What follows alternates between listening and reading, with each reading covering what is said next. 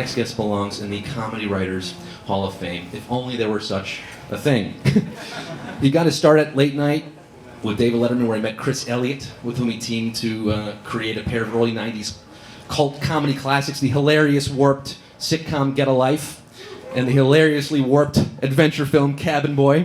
Yeah. He's just published his first book, a hilariously warped memoir called Will Not Attend, Lively Stories of Detachment and Isolation. I'm delighted that it brings him to the show tonight. Please welcome Mr. Adam Resnick.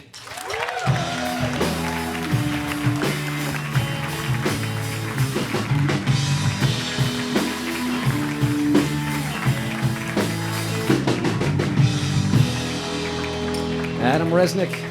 Oh, thanks. Thanks for being here. Kids in a candy store. Yeah. I came out finally. They're eating it up. They're waiting for you.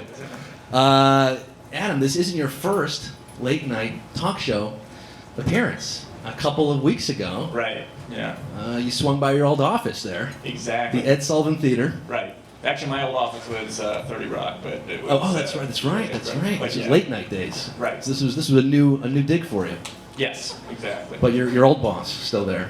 Yeah, Dave. I did Dave. That was a great, that was a good night. Was that a good night? Was it a little surreal? I mean, that was the first time you were a guest on the show that you got your start on that. Yeah, no, it was good. I mean, I was a little nervous because, Dave, I've known him for a long time, and you want to do well, and he was nice enough to ask me on. But it was strange. As soon as I sat down, I felt relaxed, and it was, he made it easy for me. So. Yeah. Did they do the whole pre-interview thing with you, and let's get to the beats, let's get these stories out? Yeah, they do that, and then it all gets tossed out the window, and you just sort of go out there. Yeah. But no, it is, We didn't do that with you.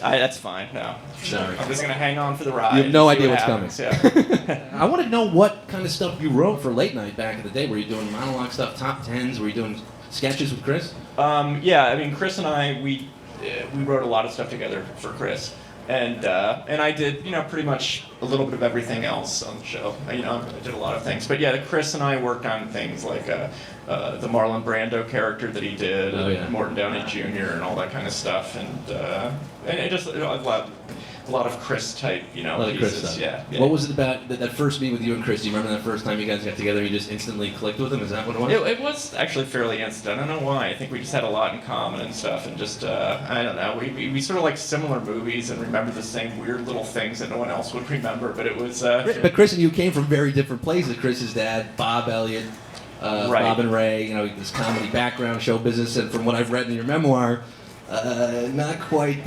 No, I came that. from a shit town in central Pennsylvania called Harrisburg, which is the capital, but we all know that doesn't mean much. And with a small. Yeah. No capital letter on It's that. not like I got a lot of enjoyment as a kid going down to look at the Capitol. There was nothing to do, and it was just typically one of those places that was rural, and then it slowly became suburban, and growing up there in the 70s was just torture. It sounds like, reading the memoir, it sounds like kind of like this George Saunders type, suburbia gone wrong. I mean, these characters you describe here are incredible. I'm curious, how much did your geographic environment, shape the person that you became and the kid that you were growing up in this shit town? Well, the geographic environment had a big part to do with it, and growing up in an insane house with 5 brothers and no sisters, that was the combination. I think pretty much gave me some sort of brain damage that I still suffer from. It was a hell house, to put it mildly.